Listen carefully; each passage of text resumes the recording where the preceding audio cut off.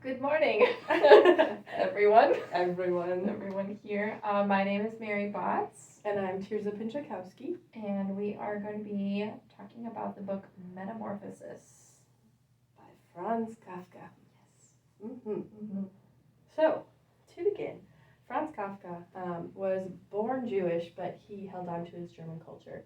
So, one of his parents was strongly Jewish, but he was born in Germany, and when choosing between the faith and between his German culture, the things that his friends were doing and what his friends were wanting or influencing him with, he chose German culture over Jewish. So he identifies more strongly with that.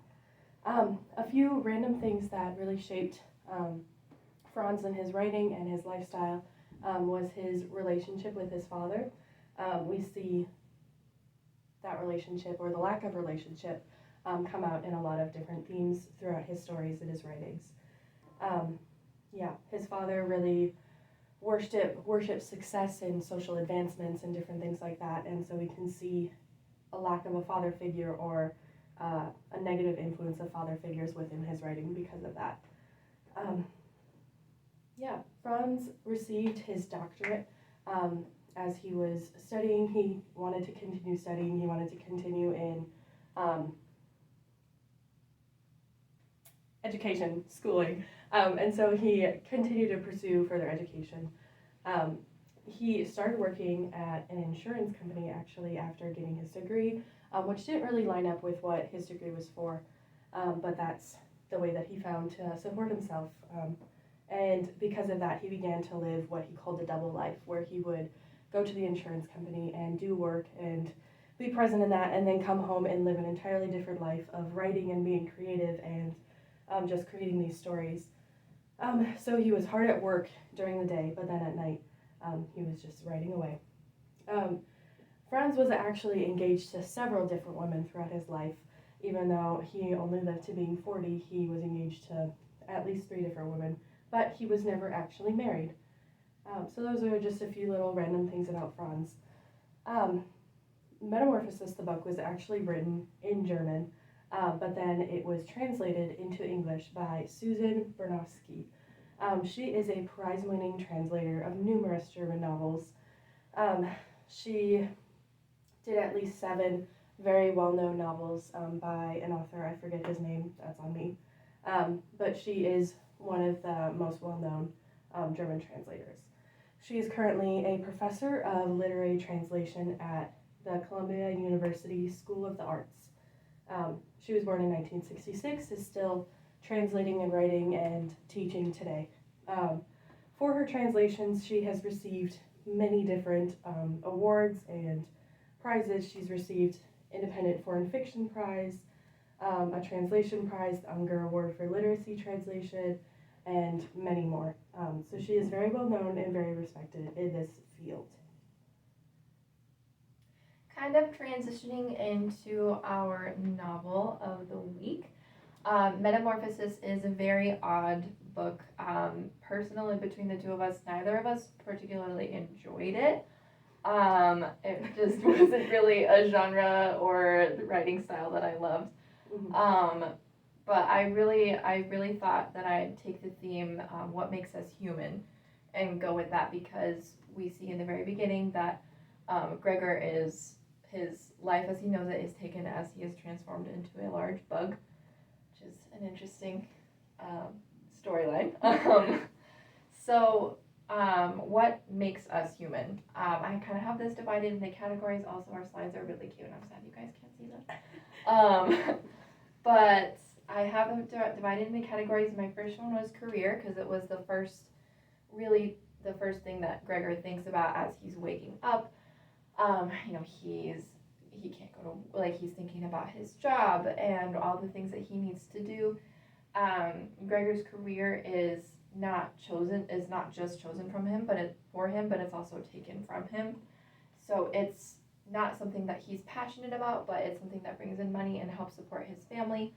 And that is his main focus when it comes to his job, is that he needs to get it done so that his family can live. And in that thought process, I was thinking, he never truly discovers what he wants to do or what he's passionate about when it comes to his career.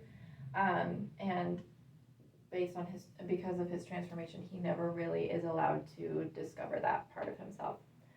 The second one I have, also these are not in like importance order. I just have them.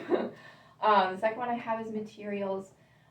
Money is one of the very first topics that's brought up because Gregor is such a main part of the income that's brought in for the family, so he's one of the main parts of survival. And so it's a huge part of what Gregor's life revolves around. Also his materials that he has in his room as he's transformed into a bug, he crawls on them like it's so weird. Such a weird story. But there is the part where his family like takes all his possessions out because they think that he'll have more freedom crawling around because he's a bug. And so it just shows that a lot of our humanity is tied to earthly things. Like this laptop, for instance, has so much of my life on it, but it's just some metal with wires in it. It's not what makes me human. It's not my life.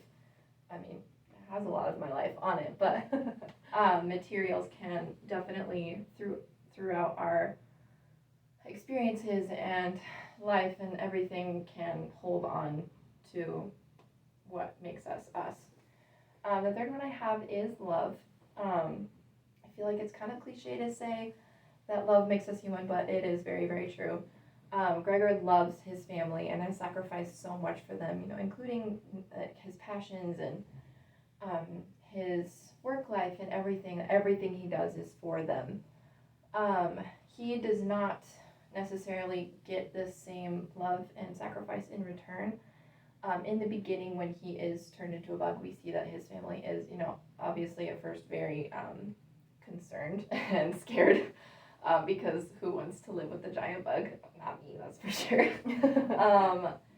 But we see his sister take care of him, and then over time she begins to resent him and become bitter and angry. And we see that this affects Gregor so much in a reason that I don't know if I can share. Can I share? Just go for it. Because he dies. But we see that conflict, like he sees how much of a burden he is to his family, and that is really a turning point for him. So that, love is what drives us. It's what gets us out of bed every day. And so when that is taken from him, or when that is just dissolved because of his circumstances, that dissolves his will to live. That's dark. Anyways. That was crazy. That was crazy. The last one I have is passion. Gregor's passions turn to moldy food and crawling on the walls, which is not something that I'm hoping you can relate to.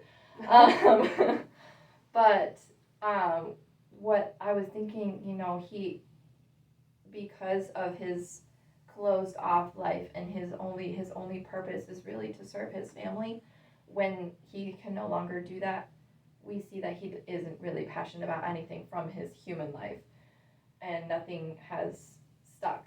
He is, he tries to save the one picture he has on his wall, and that's pretty much it. The only thing that he wants to save is a picture of a woman in a fur coat. Like, we don't see that he's passionate about music or dancing or anything. Like, there's no part of his human soul that is preserved within passion. Mm-hmm. So that was really all that I had about what makes us human and how that kind of related to Gregor and Metamorphosis. We had an activity planned, but we can no longer do that. Yeah. So just for the activity, we were going to just ask the question: if everything was stripped away, what things in your life would define you still? And just create a list of 10 different things that define who we are. And it could be done alone, it could be collaborating between people around you and friends. But just really thinking about what makes you human, what makes you who you are, what makes you Tirza, what makes you Mary. Mm-hmm. just down to the core of who you are. If everything was God, who are you? Because I think that was a main theme that we saw throughout this book. So that's about all we have for our presentation. Yeah.